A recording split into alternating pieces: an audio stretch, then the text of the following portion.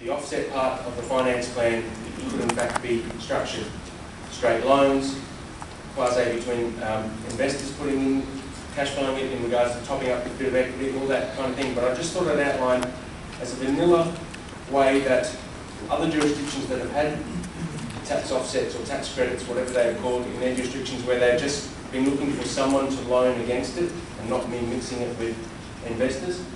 Because, you know, we don't know the level, finally, what the level of investor interest is going to be as far as putting in equity. That is going to be a very subjective and case-by-case basis for each project. But the basic process that I've seen happen in other jurisdictions and what we've been approached on for foreign financiers who are eyeing off or looking at this incentive as something that they might like to cash flow, is that they're going to want to, you know, producers are going to come up with estimates of their quake, etc., but they're going to want probably a reliable and objective third-party evaluation, whether they do that themselves, they engage someone to do it so that they feel comfortable as to what you're saying the value of the quake will be, as opposed to what they think it might be. And some of the documents may be released by the FFC in regards to the provisional certificate may assist in that regard, but may not too, as far as how definitive the FFC can be with estimated, you know, with budgets, because it's not actual, it's not real.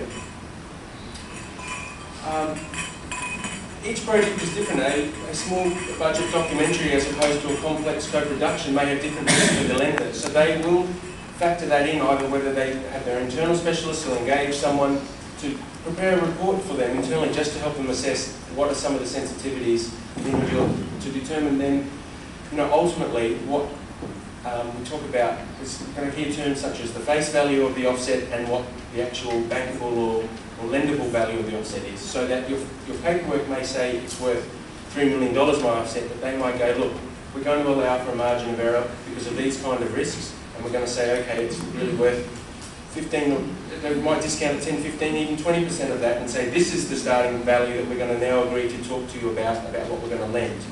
And they will then traditionally then, once they agree on what that discounted amount is, they will then go, okay, this is what the interest rate is going to be, and they will usually maybe insist that that's a line item in the budget, so that on the first drawdown, they're going to take, you know, the agreed value of interest for a year, depending on how long they think it's going to, between when they start advancing the money and when ultimately the payout's going to be. They're going to work out what that interest is, and they might want to take that up front as part of out of their very first drawdown. And so that may become a line item in your budget, which of course is a financing cost and which will be non-qualifying.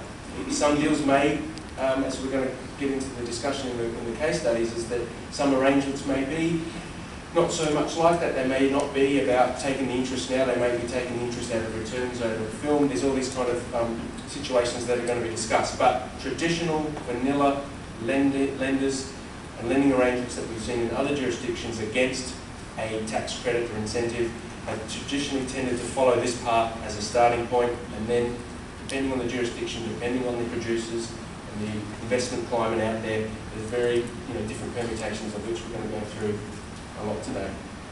So that's good. I mean, do we want questions on some of that now, or we're going to case studies? Okay. You got a question? I've got a question on that. So if the lender conservatively may discount the value of the offset, as you say. So when you actually get the rebate, what is should we expect that our government film bodies would want to share in the difference if it comes through at a higher rate? Depends on your finance plan. I should actually answer that question. Yeah.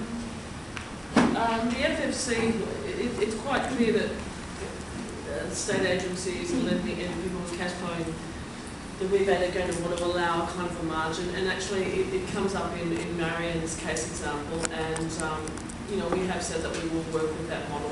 So the margin that we're suggesting as a fee for producers for the service is separate to this kind of margin that we're talking about here. Yeah, so I agree with Bryce. It is something to consider in your production investment agreement as to who gets that and when and where. We'll deal with that shortly in the case studies, because the whole thing, if you're a property developers usually use loans because you keep all the equity.